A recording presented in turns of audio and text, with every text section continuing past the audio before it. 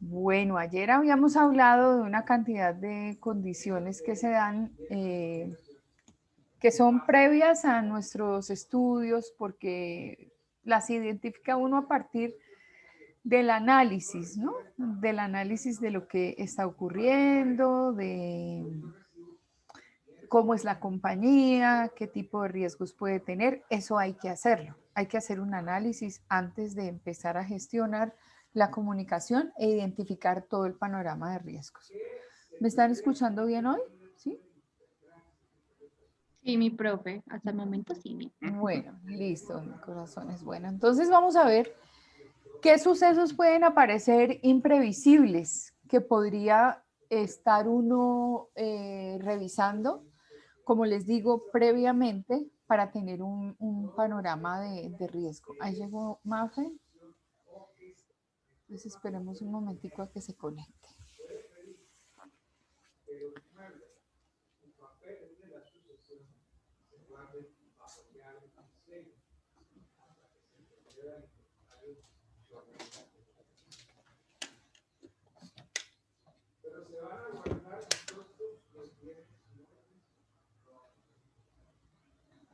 Como que ya está entrando. Bueno, continuemos mientras aparece porque creo que entró y salió. Bueno, muy bien. Entonces, estos sucesos imprevisibles suelen darse en la mayoría de los casos dentro de actividades industriales, por ejemplo, con alto riesgo. Entonces, ¿qué podemos nosotros, digamos, tener presente? Perdón, que es que yo... Ok.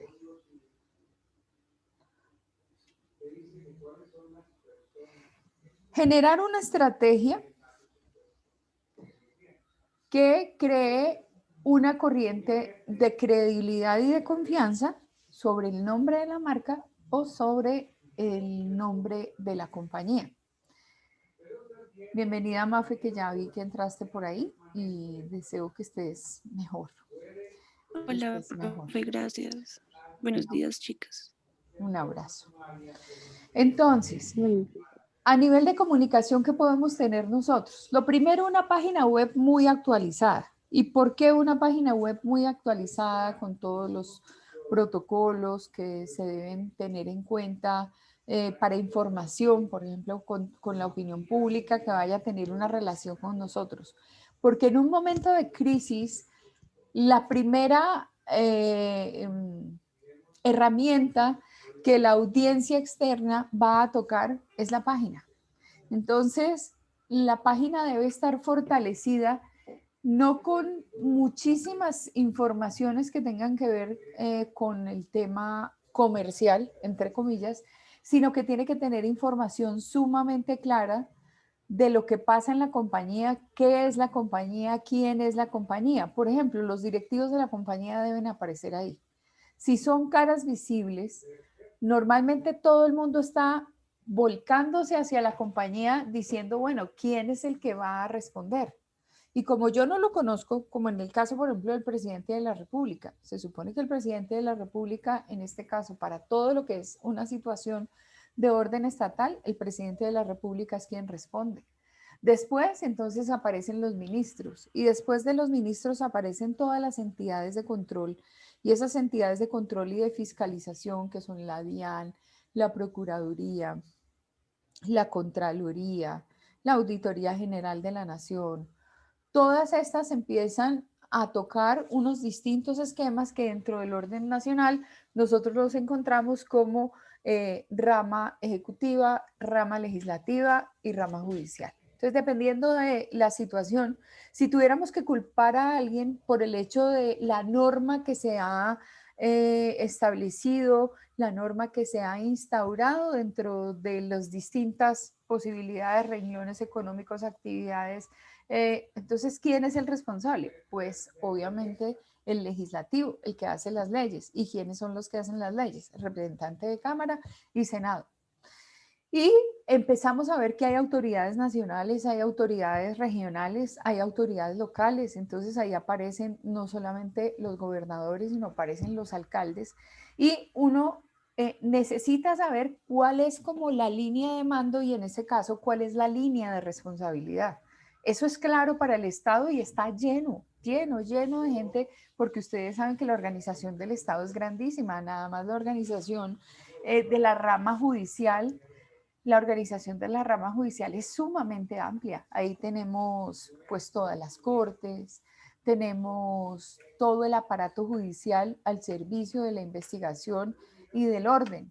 Tenemos todas las Fuerzas Armadas, en fin. Ellos no están dentro de la rama judicial, están dentro del Ejecutivo. El Ejecutivo es Presidencia de la República hacia abajo y las fuerzas junto con la fuerza civil, que es la policía, están obviamente rodeando la gestión del presidente. Pero ¿qué decir entonces de las empresas que son particulares y que se dedican a un sector de la economía y en ese sector de la economía a veces tienen inconvenientes? Entonces, tengo que publicar quién es el CEO de la compañía, o sea, el gran presidente. Si la compañía es un capítulo en Colombia de una empresa que se creó en Estados Unidos, pues hasta allá tenemos que llegar para identificar qué respaldo tienen las empresas. Cuando hay crisis financiera, inmediatamente se van a eso.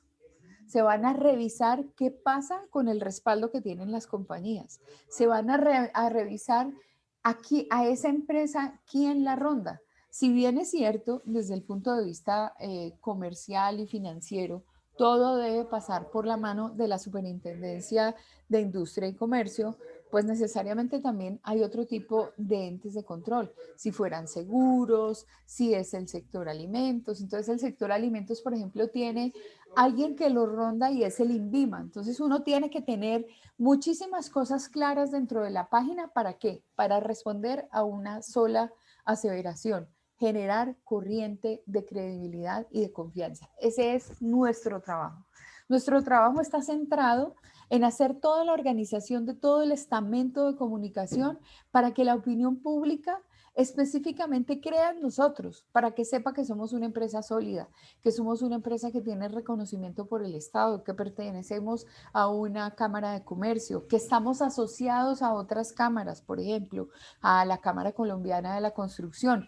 Si yo estoy buscando un proyecto de vivienda, constructor de vivienda, digamos que uno pues tiene como una referencia de los grandes constructores. Entonces uno dice, esto es Amarillo, esto es Cusesar, esto es Pedro Gómez, esto es Prodesa, esto es, bueno, y ahí aparecen tanto localmente como a nivel de capital de país, como es Bogotá, donde están absolutamente todas las empresas que funcionan a nivel nacional.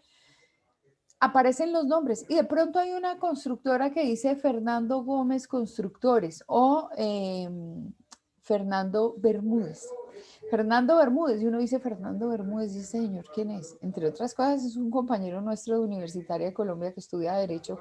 El tipo tiene muchísimo dinero, hace muchos proyectos de construcción, pero a él no lo conoce sino su sector, su gremio, la gente que ha comprado los apartamentos o que ha comprado las casas o que ha comprado los locales comerciales, y entonces su credibilidad y la confianza, la que él por sí solo desde su gestión empresarial ha podido lograr, es por trabajo. Pero ¿qué tal que fuese la constructora de, es que no la conozco, no la siento, no la puedo citar, del edificio que se construyó en Cartagena, que tuvo que, el edificio Cristales, ¿era que se llamaba? ¿Cómo fue el que todavía no han derribado, pero que lo tienen que derribar? El Space es de Medellín, bueno, el Space es de Medellín. ¿Quién construyó el Space de Medellín? Y sabiendo que esos edificios están en esas condiciones, ellos desde adentro solitos pueden generar esta corriente de credibilidad y confianza, lo pueden hacer. Lo pueden hacer porque de todas maneras tienen obras que hablan por ellos, tienen alianzas corporativas y eso es lo que uno muestra en la página web. Entonces, no solamente quiénes son los directivos a donde yo voy a tener que ir a llorar en caso de tener algún inconveniente, sino que de alguna forma la página web refleja toda esa credibilidad que tiene la compañía con su gente. Las alcaldías, por ejemplo, cuando construyen una página web, la hacen mostrando la diversidad de programas que atiende, adicionalmente una cantidad de procesos que hay que hacer y se supone que la página web tiene unos instructivos. Yo no entiendo por qué las páginas web no son precisas. Cuando uno tiene que hacer un trámite ante esa entidad, la página web no le dice a uno cómo es el proceso real, porque cuando uno llega a hacer un proceso, digamos que nos vamos a una oficina de catastro aquí en Bogotá, ese edificio en L que está sobre la carrera 30 con la calle 26, es sumamente grande. Ahí no solamente funcionan algunas secretarías de esta alcaldía y empresas del distrito, sino que está, por ejemplo, la unidad de catastro. Y en catastro hay que ir a registrar una cantidad de procesos. Yo en catastro registro mi apartamento o digamos en el momento en que se construye el apartamento, se genera una cédula catastral y sobre esa cédula catastral se van a pagar los impuestos adicionalmente. Entonces uno tiene, señora, La página web de Catastro, o sea, eso es un enredo. Yo tuve que acompañar a mi mamá a hacer unas vueltas de unos apartamentos y no, eso no son claros como con la página web, eso lo mandan a hacer a uno un montón de vueltas, que allí, que allá. Me parece que hay mucha gente que le hacen hacer todas esas vueltas y a la salida de esa entidad hay señores que cobran para acelerar el proceso. Entonces yo llegué a pensar si eso en realidad es un negocio o qué será, porque claro, corrupción, me porque parece muy... sí, la gente que está afuera, tú misma lo estás diciendo. Yo iba a citar ese ejemplo. Cuando uno va al catastro y uno tiene que hacer un trámite, uno encuentra que hay como 60 ventanillas, no sé cuántas hay, y las colas son enormes. Y entonces, ¿qué pasa si yo llevo mis papeles? Con decirles que hay una ventanilla específica que tiene que ver con la Secretaría de Educación, donde uno va a radicar, por ejemplo, los documentos cuando tiene que sacar una tarjeta profesional. Tuviéramos nosotros tarjeta profesional, nos tocaba ir y dejar los trámites para que nos otorgaran la tarjeta. Podría llegar a ser que fuera ante el ministerio. Bueno, como no existe el proceso, no les puedo decir bien, pero digamos que hacerle la certificación a un título profesional, hay que hacer una colita y esa colita está ya en catastro. Entonces uno va a esos lugares y encuentra 60 filas y 60 criterios. Cada persona que atiende una ventanilla tiene su propio proceder y entonces cuando uno ya se ha calado la fila de 30 personas y llega uno a la ventanilla, el señor faltando 5 para las 12 del día se va. Y entonces le dicen a uno, no, es que queda cerrado porque pues hora de almuerzo. Y entonces hora de almuerzo, eso genera credibilidad sobre la entidad. No, La clase. Sí. no genera credibilidad el tema de tener uno que recibir una información desajustada. Entonces, a las 12 del día el señor se va y yo tengo que o esperar a que el señor regrese o empezar una nueva fila en otra parte. Ustedes se acuerdan que dentro de los atributos de imagen aparecía ser respetuoso con el tiempo del cliente. Es que no es posible que uno tenga que hacer un trámite y que tenga que disponer del día entero para hacer un trámite. No es lógico. Y cuando uno llega a la ventanilla, finalmente, después de haber esperado en la mañana y algo de la tarde, le dicen a uno, señorita o señora, es que le hace falta este papel, tiene que ser en tamaño oficio. Pero adicionalmente, tiene que venir autenticado. Y usted debe acompañar esto. Y entonces uno dice, bueno, ¿y por qué yo leí en la página cuáles eran los documentos que tenía que anexar? Y en la página no dicen sino que este y este y este. Y usted me está pidiendo, si yo había visto ABC, usted me está pidiendo A, B, C, D y E. No es lógico. No es lógico y con eso no se genera una corriente de credibilidad y de confianza con el usuario ni con el cliente. Entonces, ¿yo qué tengo que hacer? Si soy comunicación, yo digo, ¿qué es lo que dice nuestra página web? La página web está actualizada, la página web le da una orientación a la opinión pública acerca del trámite. le da una información de la seriedad que tiene mi compañía, se está mostrando quiénes son los directivos de la institución, se está mostrando cómo se hacen los procesos y qué casos, por ejemplo, de éxito hemos tenido. Entonces, si llegara a ser, como en el caso de Johnson y Johnson, un envenenamiento con Tylenol, pues lógico, en Estados Unidos nadie podía dudar de la seriedad del producto, pero de alguna forma causó una inquietud y unas pérdidas importantísimas para Johnson y Johnson, porque cuando este señor que logra cambiar el contenido del Tylenol por arsénico y se mueren 12 personas, incluyendo algunos niños, esto genera un caos y es una crisis de orden reputacional. Aunque fueran Johnson y Johnson, ellos dejaron de recibir solicitudes de producto. Entonces, ¿qué tengo que hacer desde mi página web? Dar toda la información posible para minimizar el impacto de la crisis. Entonces, primer consejo para comunicador, revise lo que dice, pues digamos que el consejo de ayer era: anticípese a todas las situaciones imprevistas y determine cuál es su panorama de riesgo, dónde podría estar la situación complicada, por ejemplo, qué me podría ocasionar a mí inconvenientes con mis distintas audiencias. Eso lo tienen que hacer ustedes. Lo segundo es ir a ver esa página web que está acompañando el nombre y la marca o las distintas marcas que ese nombre de compañía tiene como sombrilla. Entonces, ¿qué dice la página web? La página web está actualizada, la página web cambió los procesos, la página web dice de los horarios. Yo no sé si a ustedes les pasó, pero por ejemplo, cuando todos nos fuimos a confinamiento, pues se tenía entendido que todo el mundo cerraba. Y la alcaldía y el gobierno, las alcaldías locales, la alcaldía mayor de Bogotá y todas las entidades del gobierno empezaron a dar instrucciones de qué era lo que iba a pasar en la pandemia y que todo el mundo quedaba cerrado y que solamente se podía salir en caso de A, B, C, D, F, G. Eso era muy claro. Empezaron a abrir el sector productivo paulatinamente y, digamos, eliminaron la medida de pico y placa, hicieron una cantidad de cosas. Entonces, ¿qué pasó en esa condición? Que de pronto no se sabían de algunos procedimientos. Y esos procedimientos, pues la gente empezó a dudar. ¿A dónde podría uno ir a consultar? A la página web de las entidades.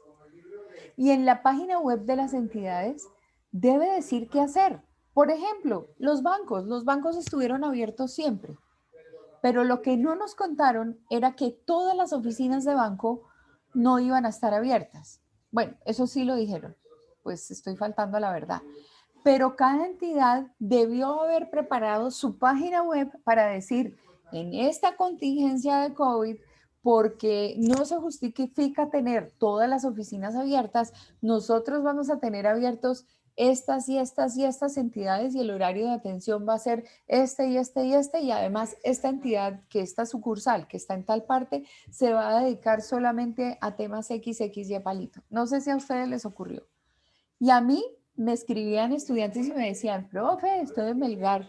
Resulta que, pues, ni idea, no sé desde dónde consignar. Aquí en Melgar o en Girardot, no me acuerdo, no hay BBVA, solamente tengo Davivienda. Entonces, ¿cómo hago para hacer el pago? ¿Cómo será que hasta yo me ofrecí a recibir la plata de una compañera de ustedes para aprovecharse del 20%? Afortunadamente ella logró hacer un trámite con alguien y pudo pagar aprovechando el descuento, pero ella estaba en ella estaba en Melgar y no tenía la comodidad, y el sistema bancario no indicaba cuáles eran las sucursales y cómo eran los procedimientos.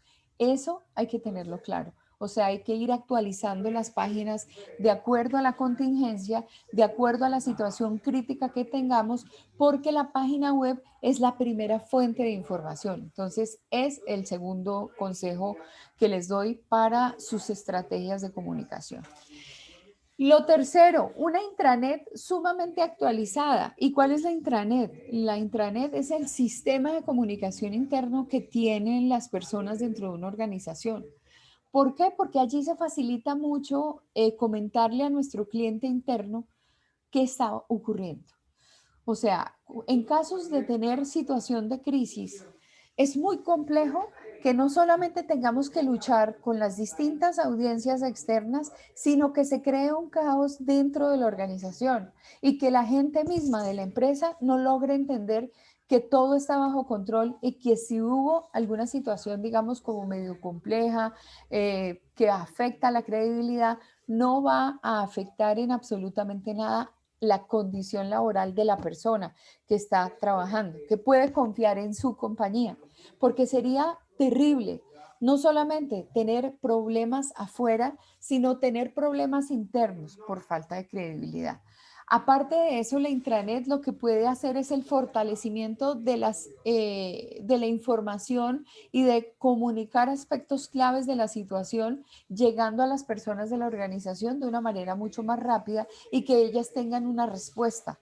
Y esa respuesta es una respuesta efectiva frente a distintas situaciones que se pueden presentar por reclamación de los externos o porque adentro no sabemos cómo vamos a gestionar. Otra situación que nosotros debemos tener presente es la publicación para los clientes.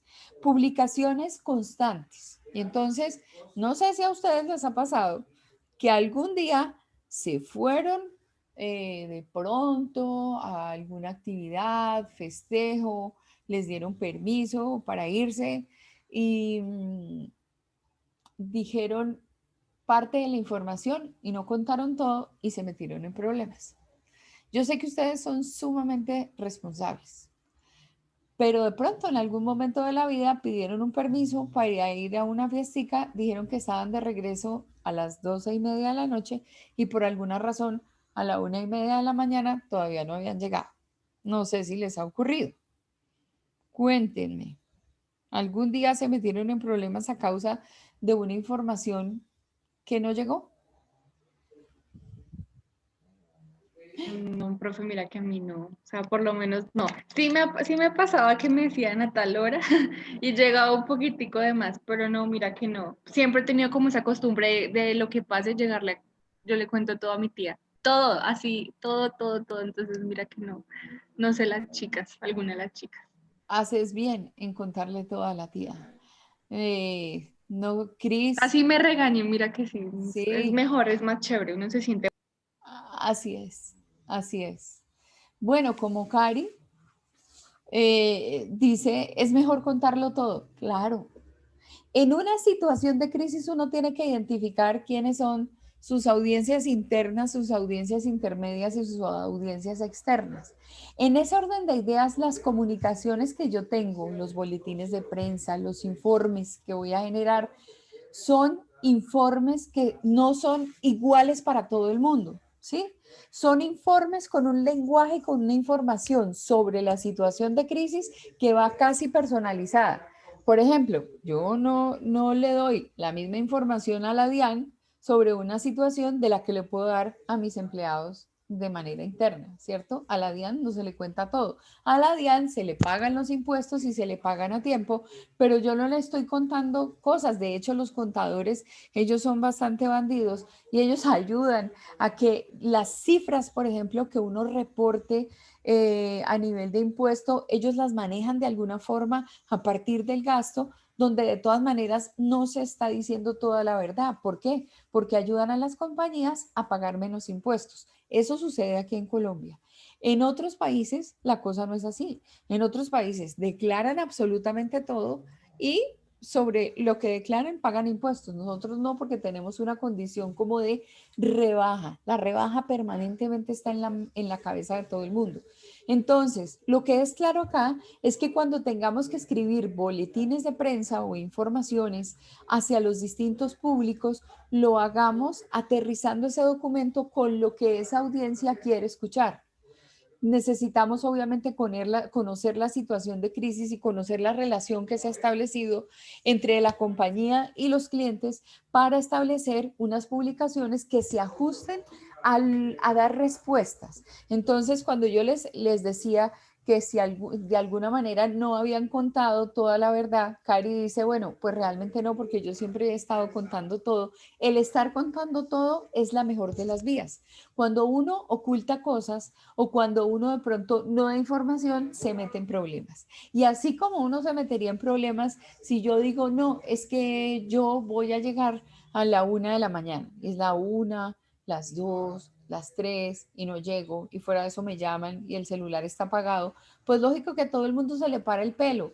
Y entonces es cuando uno empieza a oír que las mamás están ya buscándolo a uno por medicina legal, por todos los hospitales, que lo están buscando a uno en la policía, lo dan a uno por desaparecido. Y cuando uno llega, que llegó a las 3:30 por alguna razón, porque un carro se varó o porque la persona que dijo que me iba a traer no me trajo y uno no informó, esa falta de información genera angustia y ese es el mecanismo, mejor dicho, generalizado. No importa si es una empresa en situación de riesgo o si es una situación de crisis que tenga la persona. Lo mejor es estar informando. Que me dieron la 1:15 y mi hora de llegar a la 1, pues no duden en llamar así el teléfono suene tarde. Pasó esto, o ya vamos en camino, o por estarnos despidiendo se hizo más tarde, o porque se nos pinchó una llanta y entonces mientras cambiamos la llanta ya vamos, pero yo calculo que en menos de 20 minutos estoy ahí o en 15 minutos estoy ahí. En ese momento la ansiedad de las personas baja y como en el caso de ustedes particular, de la misma forma pasa con las compañías. Cuando hay situación de crisis y las compañías están informando, la prensa no se entera. La prensa dice, ay, tanto comunicado y tanta cosa que están contando que mejor dicho, dejémoslos quietos que ellos allá realmente, pues sí, tienen una situación, pero pues no son incisivos investigando qué fue lo que pasó críticamente. Entonces, hay que generar publicaciones para clientes con el lenguaje que ellos necesitan, con la información que ellos necesitan, pero de manera permanente. Entonces, así yo puedo crear una estrategia de comunicación. Preparación de memoria anual donde intervenga relaciones públicas y la junta directiva. Y es que lo que pasó en el año yo lo tengo que contar. ¿Por qué lo tengo que contar? Porque el comité de crisis, que es una de las cosas que les voy a explicar, que funciona muy bien para eliminar el tema crítico dentro de las compañías, eh, se alimenta ese documento, así como se alimentan todos los involucrados, el comité de crisis, que es donde está la alta gerencia y donde hay personas de los distintos departamentos, ellos pueden ir mejorando ese manual de crisis a partir de las experiencias anteriores. Entonces es muy bueno preparar un memorial anual que sale de comunicación y que cuenta específicamente cuál fue la gestión que se hizo en materia de o la gran crisis o las poquitas crisis que pudieron haberse presentado. Por ejemplo, este año las cosas van a cambiar para todas las compañías. Hace más de 100 años no había una pandemia. La última fue la gripe española. Y resulta que todas las empresas han aprendido, hasta el gobierno ha aprendido, el gobierno de cada país, la Organización Mundial de la Salud, la ONU, todo el mundo ha aprendido. Este mundo tuvo que aprender a las malas. Nos guardaron y salió un bicho que no venía de una sopa, que eso sí está completamente claro que no era por tomar sopa de murciélago, que fue algo que se les debió haber salido de las manos y que de todas maneras todavía no nos han dicho la verdad. Nos hemos enfrascado en el cómo afrontar la situación, pero no nos han informado ni nos han contado acerca del origen de las cosas. Pero lo que es real es que cada quien tuvo que aprender, pues desde estar en la casa hasta manejar su economía, hasta hacer una cantidad de actividades como esta, por ejemplo, una clase con carácter virtual y hacer mi universidad de carácter virtual y quedarme en mi casa cuidándome y protegiéndome y aprendiendo todos los días del bicho ese que me atacó y de qué manera yo puedo hacer una contingencia frente a este mal. Y todos los días estamos aprendiendo y de aquí en adelante la gente va a aprender más. Ustedes se alcanzan a imaginar, o sea, yo creo que sí. Nos han dicho que cuando las personas hablan, inmediatamente están botando una serie de partículas, que son esas gotículas que van en el ambiente y ahora lo están llamando los aerosoles personales. Y entonces uno en el ambiente va llenando de esas gotículas y ahí va botando todo lo que uno tiene. Nunca antes, si alguien estaba, por ejemplo, con gripita, uno llegaba y lo saludaba, seguía hablando a la misma distancia, no se preocupaba tanto por el lavado de manos. Con todo lo que han informado a raíz de lo de la pandemia, la vida de nosotros va a cambiar. Transmilenio seguirá de la misma manera, pero yo me imagino que hay mucha gente que va a continuar con el tapabocas por siglos. Hay mucha gente que se va a montar a un transporte público porque ya se dio cuenta cómo contaminan las superficies por donde pasa tanta gente. Y entonces todo el mundo se va a montar a un transporte público con guantes y va a llegar de una vez al sitio y se va a lavar las manos y se va a echar alcohol y va a desinfectar las superficies de donde estaba. ¿O no? Es que tuvimos que aprender a las malas, la vida ya no va a ser la misma. Ya vamos a saber que saludar de beso a una persona tiene sus riesgos. Hablarle tan cerca a una persona tiene sus riesgos. Ir a la cafetería y sentarse en una mesa que de pronto han utilizado 50 personas antes y que yo voy allá y que de alguna manera mi arepita que compré para el refrigerio junto con la bebida que estoy tomando, pues la bebida me la tomo a pico de botella y no reviso qué va a pasar con el pico de la botella pidiendo, por ejemplo, un vaso desechable. No la utilización de pitillos plásticos, pero sí los pitillos de papel que no le hacen daño al medio ambiente. ¿Cómo uno empieza a exigirle cosas al otro en pro de la salud y de la seguridad de las personas? Nuestra vida no será la misma. Nosotros estaremos pensando muchísimo en con quién nos vamos a relacionar. Si nos vamos a un lugar de entretenimiento, por ejemplo, una discoteca, un bar, uno ya se imagina que con la luz apagada los bichos no se van. Con la luz apagada es que no se ven los bichos y uno estará pendiente de que si esa arepita vuelve a la cafetería de la universidad, está tocando parte de la superficie de la mesa y no tiene nada que lo proteja. Yo en este momento tengo que cambiar mis hábitos, porque de todas maneras hay muchas cosas encima del mundo que es a nivel bacteriano y a nivel viral, y nuestra vida va a cambiar. Entonces, esas memorias de todo lo aprendido nos ayudan a configurar un futuro de mayor tranquilidad desde el panorama de riesgos de una compañía. Entonces es muy importante construir entre todos, pero sobre todo desde comunicación, reportar anualmente cuál fue la gestión y cuáles fueron los resultados de esa gestión. La organización de actos con protocolo es importante porque el acto con protocolo pues primero requiere de una planificación y lo segundo requiere de una organización tal que certifique que es justa y que cabe perfectamente dentro de un plan estratégico de comunicación. ¿Preguntas hasta aquí? ¿Todo clarines? Todo clarín, profe. Bueno, me alegra. ¿Qué otra cosa puedo hacer cuando se crea una corriente de credibilidad y de confianza? Todo esto lo pueden revisar para armar sus estrategias y para, ya vimos las de investigación, ahora estamos pensando en cómo crear una estrategia de comunicación. Fortalecer los vínculos con empresas similares del mismo sector es importantísimo.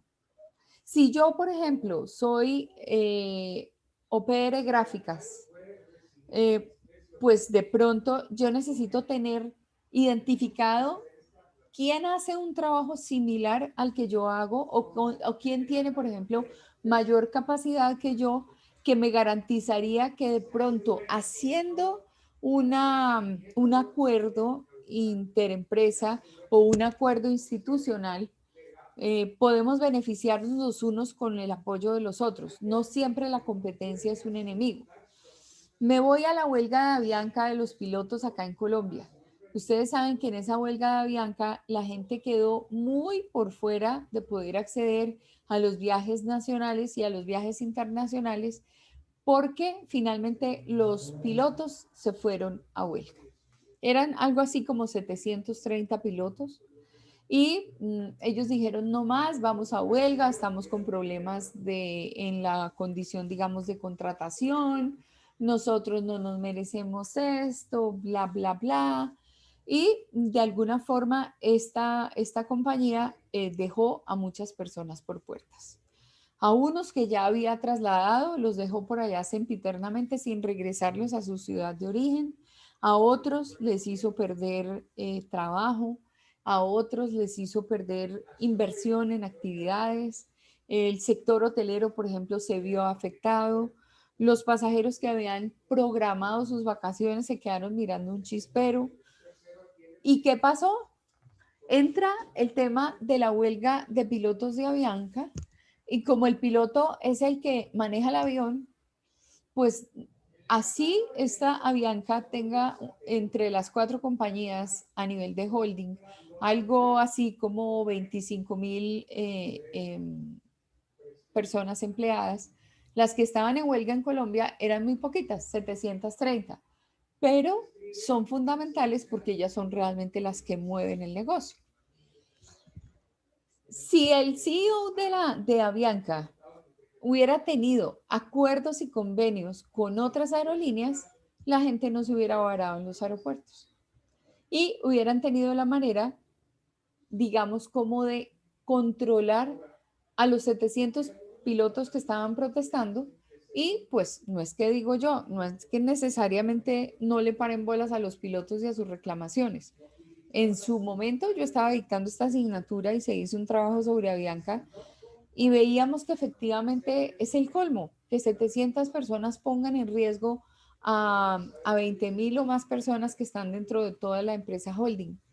Que se ha debido hacer, por ejemplo, previamente una estrategia de apoyo conjunto con los pilotos de otros países como Perú, como Ecuador, donde está la matriz también de Avianca, o Panamá, y que realmente estos pilotos le hubieran dado la mano a Colombia. Ahí lo que había era una mala situación por parte de los pilotos porque ellos sabían que el tipo de avión que se vuela en Colombia es distinto al de otros países, por nuestra geografía, por el tipo de avión que compraron para nosotros.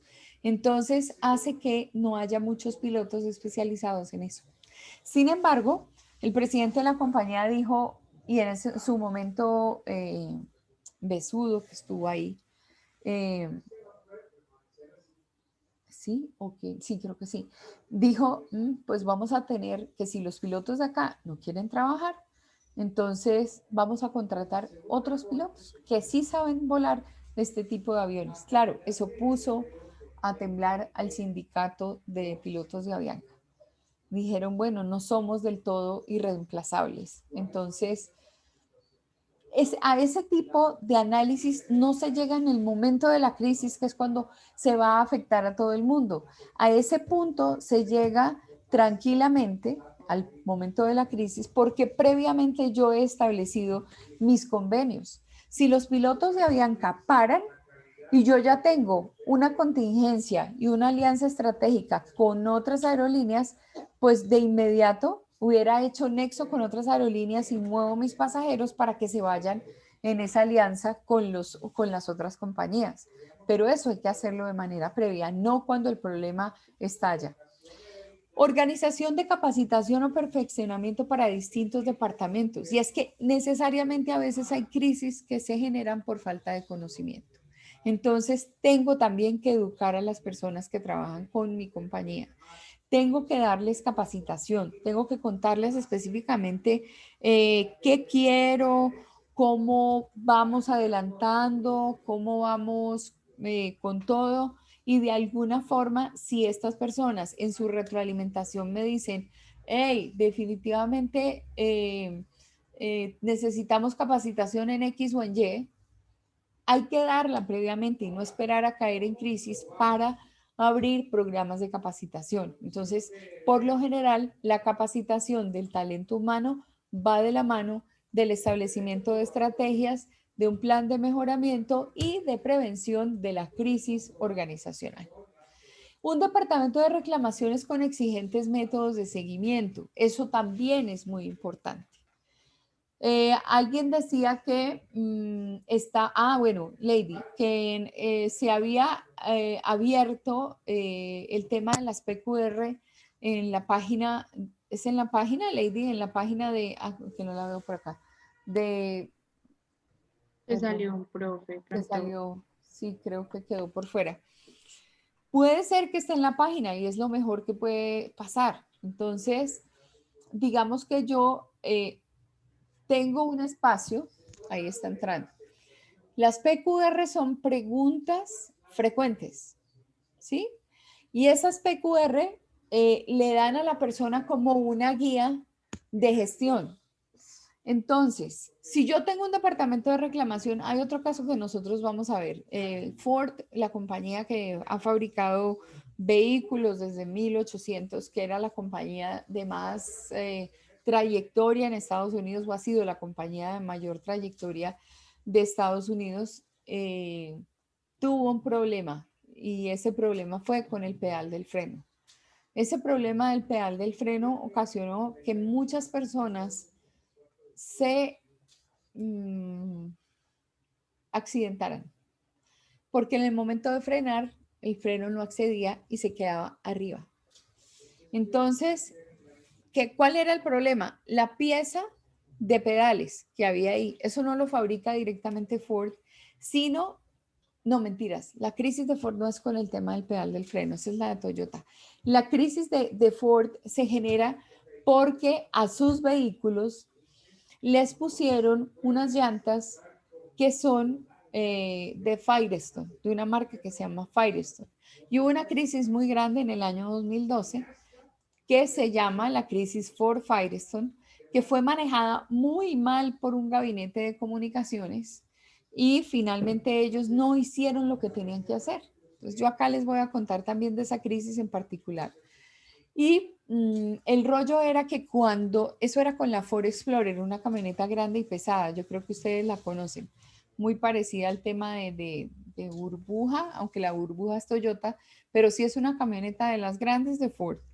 ¿Qué ocurría con la camioneta Ford Explorer? Cuando la camioneta frenaba o el conductor de la camioneta frenaba, en algunos casos a una determinada velocidad, el recubrimiento de las llantas se le salía y entonces la llanta se reventaba y se estrellaron muchas personas. Hubo alrededor de más o menos, no sé, no me acuerdo cuántos accidentes hubo. Eso cuando revisemos el caso vamos a revisar la cifra. Y la cosa es que la culpa no era de Ford, la culpa era de la llanta que le pusieron al carro. Y esa llanta que le pusieron al carro era una marca Firestone. Y Firestone ya en el pasado había tenido, en 1990 y pico, 91, 92, había tenido inconvenientes de la misma razón.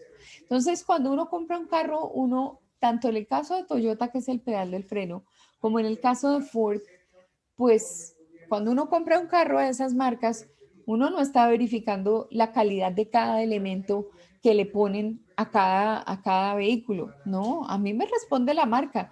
No importa si la llanta es de Firestone y no importa si el pedal del freno me lo construyó AMD. Igual, no importa. Es que es el nombre grande a quien yo le compro el producto. Y entonces, ¿qué pasa en ese momento? Si yo pongo como línea urgente una línea de atención al cliente, en la línea de atención al cliente tiene que haber alguien. Y no es, gracias por su espera en la línea, señora Patricia, le estoy atendiendo su requerimiento. Y resulta que le estoy atendiendo su requerimiento, pero es que a mí la niña que me contesta no tiene ni la menor idea de lo que estamos hablando. Ay, un momento porque yo no he oído de nada de eso. Señorita, pero sí es un caso que ha tenido hasta cubrimiento mediático. Es un caso que hasta en los noticieros se ha visto. ¿Cómo es posible que usted trabajando internamente no sepa qué tengo que hacer yo para reclamar ante la compañía porque mi llanta se estalló y me he podido matar? Entonces, en ese caso, hay que ser sumamente claro. Si se establece como estrategia la atención de un departamento de reclamación, ese departamento de reclamación, desde que la niña contesta, la niña tiene que contestar y saber de qué le están hablando. Y ese cliente que ya viene toreado y picado, que viene de mal genio, que viene preocupado, que está molesto por muchas razones, de alguna forma no puede desde ningún punto de vista decir, gracias por su espera en la línea, señora Patricia, voy a ver quién me da información y ya le comunico. No, ella tiene que atender de una. Entonces, a eso se debe que capacitemos a unas unidades específicas para que atiendan la crisis. Y los departamentos de reclamaciones no deben recurrir a tercerizar la solución al cliente. En España, por ejemplo, con el tema de Toyota, Toyota creó específicamente una oficina de atención al cliente con reclamaciones, a donde la gente normalmente llamaba y decía, tengo problemas con mi Toyota Corolla. Mi Toyota Corolla tiene el problema del pedal, ¿a dónde lo llevo? Entonces, ellos de inmediato le decían, tiene que dirigirse en qué zona de la ciudad está o en qué zona del país está. Tiene que recurrir directamente a tal distribuidor Toyota, él le va a recibir su carro. Y en el caso de Toyota, hicieron, eso es de las cosas más grandes que ha pasado en esta historia de reclamaciones y de crisis organizacionales. Cambiaron algo así como 8,000 vehículos. No le dijeron a la gente, no, espere un segundito que yo le cambio el pedal del freno. No, le dijeron, es una falla mecánica, usted me trae su vehículo y yo se lo cambio por uno nuevo. 8,000 vehículos. Una de las compañías que ha tenido una representación muy grande y una responsabilidad muy grande frente a la opinión pública ha sido Toyota. Por eso es que ellos han evolucionado y ellos dicen Toyota la número 1, pero lo dicen con conocimiento de causa, porque hasta los eslogans de la compañía fueron creciendo de la mano de sus crisis. En el año 2012 también, o 2008, no recuerdo, creo que fue 2008, no, 2012. Toyota no produjo un solo vehículo. Toyota se la dedicó el año entero a capacitar a su gente. Entonces, eso dice de la compañía de una gran responsabilidad. Entonces, no es que yo me calle la información, me devuelvo a publicar en la página web lo que debo publicar. Si debo publicar mis acciones referentes a mi responsabilidad frente a mis clientes y frente a mis usuarios de marca, lo primero que tengo que resaltar es justamente lo que pasó con una crisis anterior, porque pues el cuento no es negarlo, nunca se niega una crisis, jamás. Lo peor que uno puede hacer es negar la crisis, eso lo vamos a ver más adelante. Entonces, si se establece un departamento de reclamaciones, se establece con todas las de la ley, con un personal capacitado, y si entrego un número, que es el 1-8000-4229, pues ese teléfono lo contesta siempre alguien. No es que cuando yo esté en una situación caótica, llame y llame y llame y nadie me conteste. No, al teléfono me dicho repica y en un segundo están contestando. En un segundo le están dando información. En un segundo la persona que está contestando conoce el tema y le está dando solución al cliente. Eso es parte de las estrategias para contrarrestar el tema de la crisis. ¿Todo bien hasta acá? Bueno, muy bien. Sí, mi profe. Dentro de todo lo que puede pasar es que cuando yo estoy revisando la situación que me puede generar una situación de carácter crítico, esa situación de carácter crítica, yo debo identificar, por ejemplo, cosas como esta. Lo que está sucediendo a nivel de crisis afecta a mi gente. Mi gente está dejando de creer en la compañía. Mi gente se está enfrentando la una con la otra. Que esto podrían revisarlo ustedes, por ejemplo, lo podría revisar Cari en el caso de la alcaldía de Anolaima. Ella dice, la gente que votó por el alcalde se arrepintió.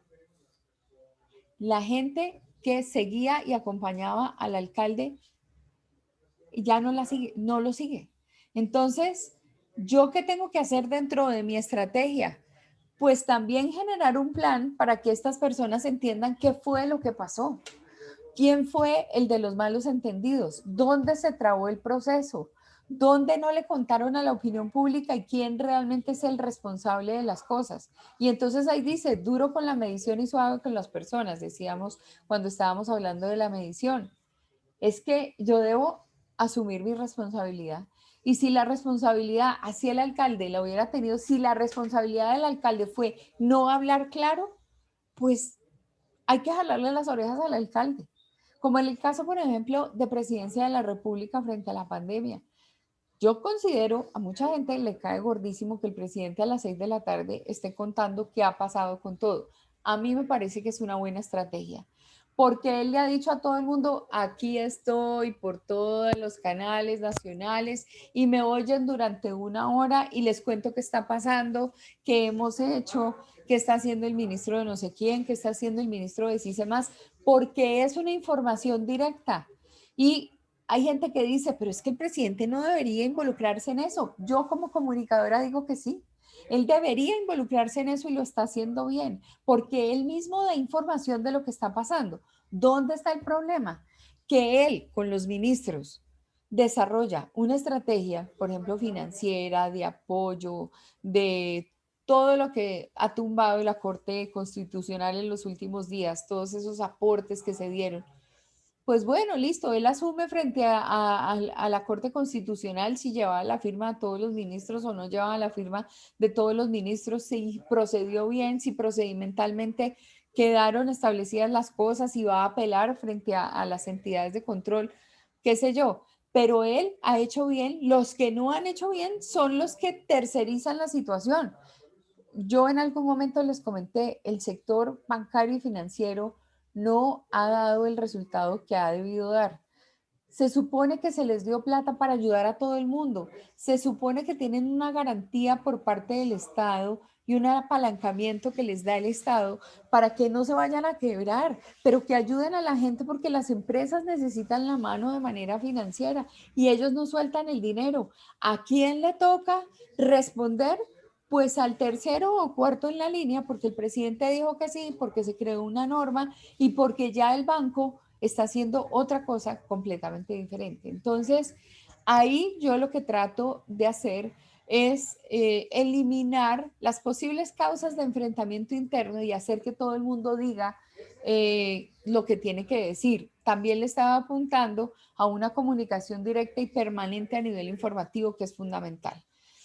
En el caso del trato individualizado con clientes de la compañía, por ejemplo, cuando tengo una situación de crisis, necesito ver quiénes son los que realmente son mis clientes. Muchos clientes que hacen de a poquitos o estoy dejando los destinos de mi compañía en manos de un cliente que es de gran facturación. Cuando yo pongo todos los huevos en la misma canasta, si la canasta se rompe, se rompen todos los huevos y me voy a la quiebra. Entonces, obvio, puedo tener un tratamiento específico con los de gran facturación porque son importantes para mí, pero al mismo tiempo debo generar una estrategia con los chiquitos que así sean 100 chiquitos me van a hacer lo de una compañía grande a nivel comercial, por ejemplo, y yo tengo varios huevitos en varias canastas. ¿Pregunta con respecto a este planteamiento de estrategias de estas diapositivas? Ninguna. Bueno, estamos entendiendo muy bien. Y aquí viene el caso de nuestra querida Ponimalta. Entonces, nuestra querida Ponimalta ya la conocemos todos, de los distintos empaques, fabricada por Bavaria. Entonces, vamos a ver cuál es el caso. En la merienda escolar o como parte de un refrigerio tras acabar cualquier labor, Ponimalta es una de las bebidas más famosas y consumidas por los colombianos. En el 2014 se vendieron 3 millones de hectolitros de esta malta y un hectolitro equivale a 100 litros, según registros de Bavaria, la empresa que la produce desde hace 62 años. ¿Qué le pasó a Ponimalta? Esto era lo que supuestamente corría por redes sociales, imágenes fuertes.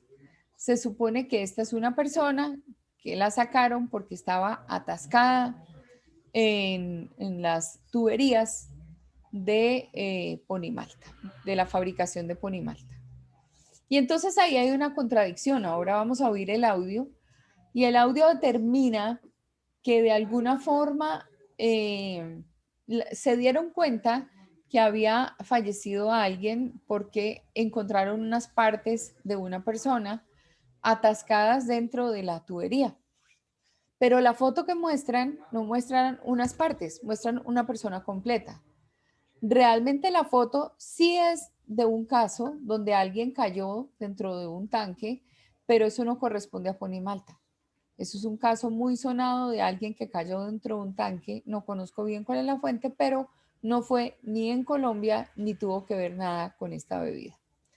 La bebida Campeones es una de las marcas nacionales de mayor reconocimiento. Sin embargo, hace semanas una falsa información divulgada en redes sociales hizo dudar a sus consumidores sobre la calidad del producto. Bavaria empieza a atacar por redes sociales y por Twitter porque la mala información se empieza a generar por redes sociales. Otro consejo que les doy. Cuando la crisis empiece a nivel mediático, la atacan a nivel mediático. Pero si la crisis empieza por redes sociales, por Facebook, empiezan por Facebook a atacarla. O empiezan por Instagram o empiezan por Twitter. Depende por donde hayan iniciado las malas informaciones. Porque tendría la misma trayectoria y la misma situación exponencial para conocimiento de la opinión pública de lo que yo no hice. Pero si yo me voy a hacerlo por el medio que no corresponde, es decir, si la crisis fue por redes sociales y me voy específicamente a trabajarla por medio masivo lo que estoy haciendo es enterar a un montón de personas que no sabían del caso y estoy haciendo mal porque estoy agrandando la crisis. Entonces, empiezo por donde empezó la crisis. Ponimalta publica y dice, Bavaria no hubo muerto en tanque de Ponimalta. Y empezaron a generar unas pocas informaciones que terminaron, pues obviamente en unas respuestas de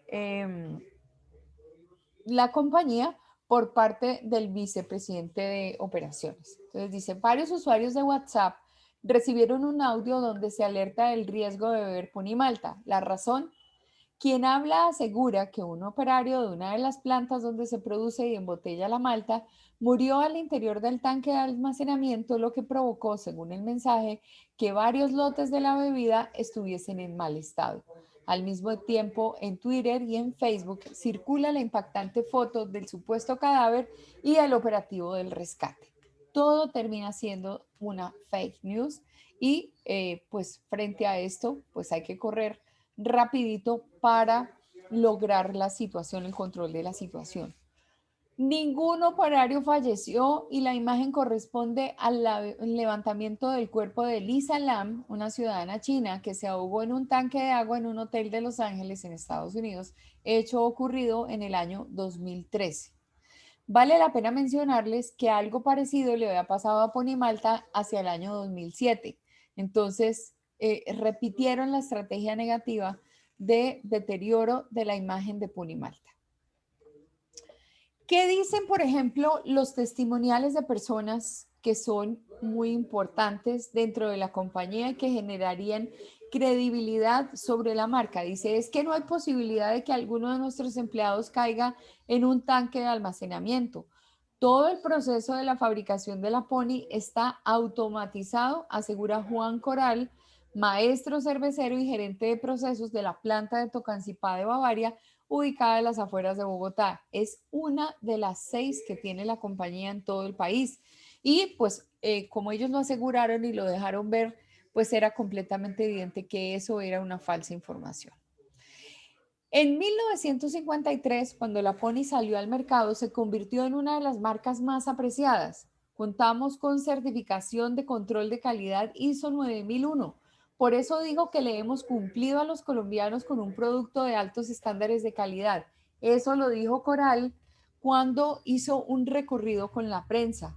Y dice, abre la segunda botella de Ponimalta del día y la bebe y la termina por completo.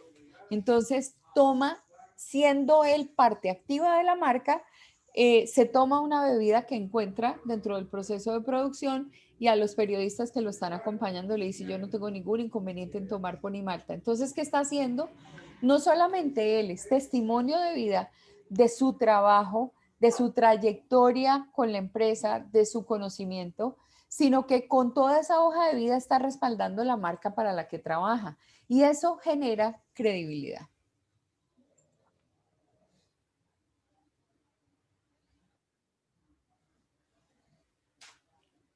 Muy bien, ahora ¿por qué no sale?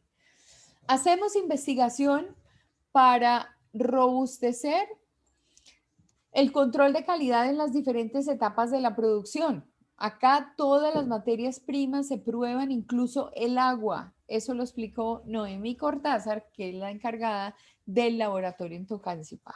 Entonces recuerdan que ustedes tienen una estrategia que se llama entrevista a profundidad. Y la entrevista a profundidad es con un experto.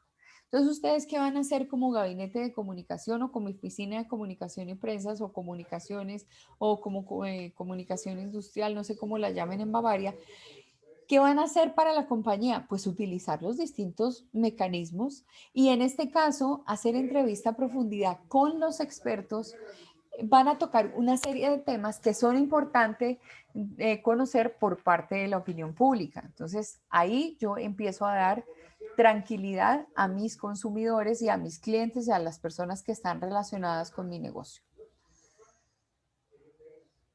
Este fue uno de los comunicados, dice, los rumores respecto a un accidente ocurrido en una de nuestras plantas relacionados con Ponimalta, que actualmente están circulando a través de mensajes de audio en WhatsApp, son absolutamente falsos. Damos un parte de tranquilidad a nuestros consumidores de que nuestro producto cumple con todos los estándares de calidad y de inocuidad.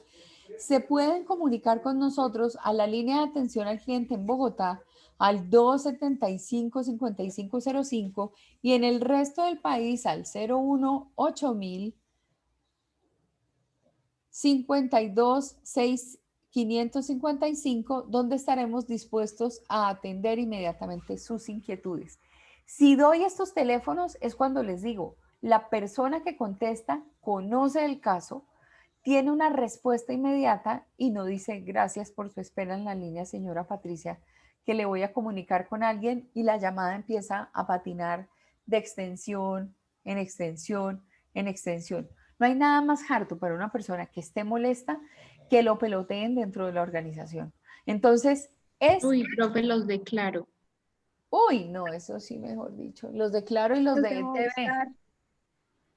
Los O de lo ETV. mismo, mira que los de la luz, aquí la vez pasada nos llegó el recibo carísimo por el doble, o sea, aquí pagamos por mucho 50.000, 60.000 pesos de luz y nos llegó por 160.000. Y yo como, no, y más que yo estoy sola en este momento acá viviendo, entonces yo, pero como yo voy a gastar eso de luz, tuvieras llamando, pasa tal número, tal persona, tal, marque uno, y uno habla con el consultor y le colgaban a media llamada. Y yo como, no, uy, no, horrible, profe, o sea, uno se estresa, uno no sabe para qué tienen eso si no lo van a responder y no saben acerca del tema. Pues sí, te quería disculpas por haber llegado tarde a la clase, pero es que desde anoche Cari sabe que estamos peleando con esos perros de Conensa porque ahora les da por quitar la luz cada rato. Y esta mañana nos levantamos, profe, literalmente tenía el celular cargando y cuando me levanté el celular descargado, no, terrible. Y esta mañana mi mamá sí se puso la 10, como quien dice, y eso llamo y les digo que si no les los iba a mandar, porque también necesitamos una luz para estudiar, trabajar, todo, y ellos qué piensan de la vida. Exactamente, sí, es sumamente complejo, de verdad que sí. Increíble, increíble el tema. Pues de todas maneras, es muy importante dar información inmediata. No hay nada que llene de más rabia a una persona que no le den la información y que tenga uno que volver a contar el rollo. A mí me ha pasado en reclamaciones varias que de pronto le cuento todo el caso a la persona y esa persona me dice, espéreme un segundito que lo voy a comunicar con el área de no sé qué. Entonces, que uno le contó todo y pasa uno y le cuenta al otro y se supone que ahí ya lo iban a atender y uno cuenta otra vez toda la historia. No, espera un momentico que eso es con fulano de tal. No, no sean así. Eso estas compañías, por ejemplo, de telecomunicaciones abusan muchísimo de la gente. Entonces es necesario ponerle coto a la situación y evitar al máximo que se le dé una mala información a nuestro cliente. Así es que definitivamente no se puede aceptar desde ningún punto de vista que no den soluciones inmediatas. Entonces, en este caso, ya saben ustedes, Ponimalta ofrece un número en Bogotá y ofrece un número en el resto del país. Otra de las funciones que tienen estos laboratorios es de catar las bebidas como la Ponimalta. En un cubículo aislado, el catador recibe las muestras, no se da cuenta de cuáles productos le entregan, prueba una por una y detecta si el olor y el sabor son los correctos. Existen más de 200 catadores a nivel nacional.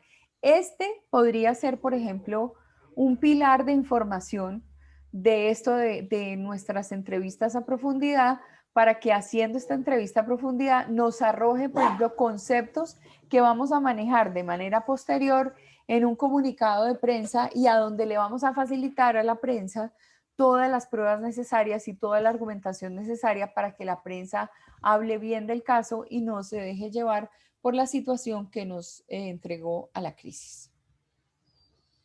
Bueno, entonces voy a dejar de compartir acá y voy a buscar los enlaces. De alguna forma, con respecto a la compañía, se empezaron a generar informaciones, pero directamente desde la gerencia operativa de Ponimalta, y entonces quisiera que observaran el video, que tuvieran en cuenta todo lo que implica ese mensaje desde el punto de vista imagen. Por ejemplo, la limpieza de la misma planta, todas las tomas que hacen no solamente por encima, sino por debajo, porque esto pues es muy fácil identificar que ahí las personas no caben. Y dentro del texto que construyen para que este vicepresidente de operaciones se relacione con sus públicos externos, él dice herméticamente sellado y lo repite varias veces. ¿Para qué? Para que con la construcción del texto, él le diga a la opinión pública de una manera controlada que es imposible. O sea, en este caso, ellos no están generando un video para decir, no mires, que no es posible, que se caiga, que no sé qué, de las imágenes que vieron no corresponden a un operario de Ponimalta. No están directamente diciendo las cosas. Ellos presentan un video corporativo, pero el texto de ese video corporativo sí le apunta a aclarar las dudas que los posibles, digamos, afectados por esa falsa información hubieran estado en una condición donde se necesitaba darles una respuesta de carácter inmediato. Entonces ya voy a buscar el video y lo voy a compartir. Profe, no te escucho. Tienes el micro apagado. Sí, es que lo tenía abierto y lo cerré tan tonta. Pues específicamente entonces, después de haber visto los videos, ¿qué conclusiones sacan? Pues que Ponimalta supo aprovechar este escándalo como para, de una u otra manera, mostrar su infraestructura, darle peso a esa trayectoria que tienen como, no sé, como empresa de bebidas, supongo, y también pienso que también ellos no, como que no se aislaron, es decir, porque hay muchas empresas que cuando suceden este tipo de cosas, lo peor que hacen es no comunicarse o comunicarse después, y Ponimalta tuvo una respuesta inmediata. Entonces eso me pareció muy oportuno por parte de la empresa y el gestor de comunicaciones de la empresa misma. Entonces me pareció un buen manejo de la crisis. Maravilloso comentario, muy bien. ¿Quién más tiene una opinión? Profe, pues yo pienso que el plan de comunicaciones de Ponimalta fue muy bueno, o sea, totalmente lo que dice Cris. Ellos supieron aprovechar ese momento y que además no se quedaron callados, ¿no? O sea, hubo comunicación desde el principio. Entonces, sí le dieron un buen manejo a la crisis y yo creo que también es un ejemplo para guiarnos nosotras para hacer nuestro proyecto final, porque pues es eso lo que tenemos que hacer en los procesos que nosotras dijimos en que íbamos a trabajar. Entonces sí me parece que trabajaron una muy buena comunicación, supieron hacer, digamos, a la hora de mostrar las instalaciones, de hacer ese video, porque pues de pronto me equivoco, ¿no? En otra organización sacan un comunicado y ya, no le dan tanta importancia, pero no, ellos desde el principio comenzaron a trabajar y comenzaron a plantear cada estrategia para, pues, para sacar una buena conclusión y desmentir todo lo que pasó. Entonces, muy buena la estrategia que ellos manejaron. La estrategia fue sumamente completa. Y como vieron en el video principal es el del vicepresidente de operaciones, él no, en el video no aprovecha, entre otras cosas, pasa como a segundo plano. Por estos días hemos sido atacados con una información falsa. Lo que quiero es que conozcan el verdadero, o sea, cómo se produce la ponimalta, y es como algo informativo para otra gente. O sea, el problema lo dejan de lado, ¿para qué? Para minimizar el impacto, para que las cosas no tengan mayores repercusiones, y en lugar de achicar la problemática, la estén aumentando porque están repitiendo y repitiendo y repitiendo y repitiendo. Entonces es una estrategia muy, pero muy bien pensada. Muy bien, mis chinitas. Entonces, vamos a ver aquí qué otra información. Sería tan fuerte, yo la verdad, o sea, sí había escuchado por memes y eso, pero así, digamos, las fotos y eso que nos mostraste, o sea, nunca me llegué a imaginar que eso hubiera sido tan fuerte. Sí, claro, imagínate, fue súper, súper fuerte. Entonces, pues, de verdad que vale la pena tomar recaudo de todo lo que ocurrió y pues, digamos, aprender, porque es que las compañías grandes tienen mucho que enseñarle a las pequeñitas sobre todo en este tipo de manejos. ¿Y nosotros qué podemos hacer? Pues aprovechar esas experiencias para poder continuar con nuestra vida y crecer. Entonces, eso es bien, bien importante. Bueno, muy bien. Vamos a hablar entonces del marketing relacional. El marketing relacional es fundamental porque la mayoría de las compañías lo que pretenden es poner a funcionar todas sus unidades de manera armónica. Es un concepto nuevo que apoya el planteamiento estratégico de las organizaciones. Y en ese marketing relacional, lo que es importante es involucrar a muchas personas de la operación para que ellas contribuyan, digamos, como en este tipo de gestión.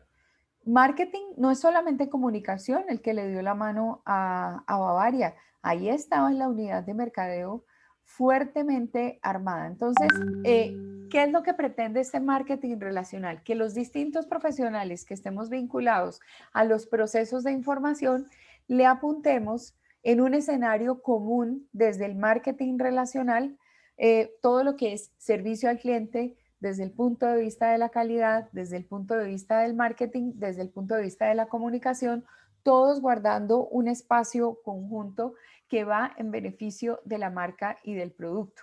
Entonces, dentro de este marketing relacional, esto solamente lo voy a hacer, digamos, como para anuncio para el día de mañana. Mañana vamos a cambiar un poquito la temática.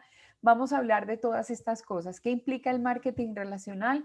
¿Cuál es la inteligencia de negocio? ¿Qué importancia tienen las bases de datos? ¿Por qué debemos a veces trabajar marketing uno por uno? Por eso a veces también utilizamos los procesos de estrategia en la parte operativa y los mecanismos de control, que son los CRM, que de alguna forma pues nos ayudan a hacer este trabajo. ¿Tienen alguna pregunta con respecto al tema de hoy? No, mi profe. No, creo que la verdad no. Está súper. ¿Está súper claro? Bueno, espero que todo lo que hayamos visto nos dé la posibilidad de, digamos, trabajar en nuestros proyectos personales, que tengan ideas. Entonces, ¿cuál sería mi consejo? Con lo visto en clase, lo que es anticiparse a la crisis, que empiecen a revisar cuáles son esos posibles problemas que podría llegar a tener cada una de las organizaciones con las que ustedes van a trabajar, ¿sí? Obvio, pues hay que revisar la compañía, qué mecanismos ya ha desarrollado, ¿sí? Afortunadamente, pues muchas están dentro de sus propias compañías o compañías muy cercanas a las que les quieren dejar este trabajo. Entonces, saber bien cómo funciona la empresa, saber cuáles son los posibles escenarios de crisis que puede afrontar la empresa y lo otro, ir pensando en cómo podrían ser esas estrategias. Pero claro, las estrategias necesariamente se anclan con el contenido que les di en el día de hoy en la clase. Por eso pueden volver a ver la clase y pueden, pues, o también si ya tomaron nota en sus apuntes de cada uno de los puntos para ir visualizando cómo se puede armar una estrategia de comunicación. Entonces, nada, mis chinitas, pues Dios las bendiga. Espero que el día sea mejor que ayer, que tengan momentos bonitos, que tengan confort en su corazón, en su alma, en su espíritu, que de alguna manera la cosa sea adelantar, salir adelante, ir de la mano de Dios, tener tranquilidad en el corazón, en el alma y muchas bendiciones para toda la familia. Tener muchos cuidados porque estamos con los temas de rebrote ahorita y es prudente cuidarnos. Entonces, pues nada, mis Muchas chiquitas. Hermosa. Gracias. Cuídate mucho. Bueno, gracias, cuídense mucho. Chao, profe. Gracias. Un abrazo entonces. Me está fallando. Profe, yo quiero preguntarte algo, es que yo no escuché muy bien porque el internet está terrible. Ajá. Espérame un segundito. No se les olvide mandarme sus comunicaciones con respecto al día de práctica, ¿no? Ya recibí la de Luisita. Yo te ¿Señora? envié ayer dos. Yo te envié ayer dos, las dos también, la de la Sí. plataforma y Sí, correcto. La de la plataforma y la del problema sí, que estás viviendo en Anapoil, en Anoline. ¿No sabes de qué estás hablando o sí, amiga, ya sabes? No sé, Mafe, ¿me confirmas? Es que nosotros como tenemos un día de práctica o un día para vernos en la universidad, las niñas me están contando y me están diciendo que por diversos motivos, por estar fuera de Bogotá, porque la familia no lo avala, porque hay que cuidar a los abuelitos, pues no estarían susceptibles para ir a la universidad a tener un encuentro en la universidad. Entonces me están mandando esas cartas que obviamente pues yo voy a presentar ante la vicerrectoría académica, pues justificando que no vamos a tener esa práctica por esa condición. Entonces, pues para que expresaras mediante documento escrito una notica, una cartica a mi correo electrónico, que ya lo debes tener, y si no lo mando por acá, por el WhatsApp, entonces, No vas a asistir, amiga. exacto, entonces, nada. Profe, te lo redactamos como en una carta Word o normal, Sí, normal como un correo. en un correo está bien, si quieren en el cuerpo del correo o en una carta adjunta. Sí, no hay problema. Ujú. Bueno, profe, es que yo tenía una pregunta. Tú dijiste que para para mañana, ¿era?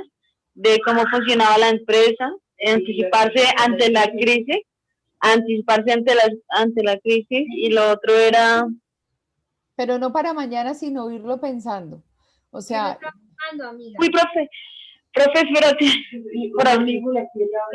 Yo ahorita te llamo, ¿listo, profe? bueno, No, tranquila. es que hay una noticia en la familia, perdón, me Ok. tengo que salir. Bueno, chao. Dale, dice cuenta. Qué pecadito. Sí. Bueno, entonces hasta mañana, mis chinitas. Dios las bendiga. no, mi profe, Que les vaya bonito. Gracias. Gracias. Gracias por todo, profe. Dios te bendiga. Un abracito. Amén. Lo mismo a ti. Gracias. Gracias. Chao. Bueno, mi profe. Un abrazo.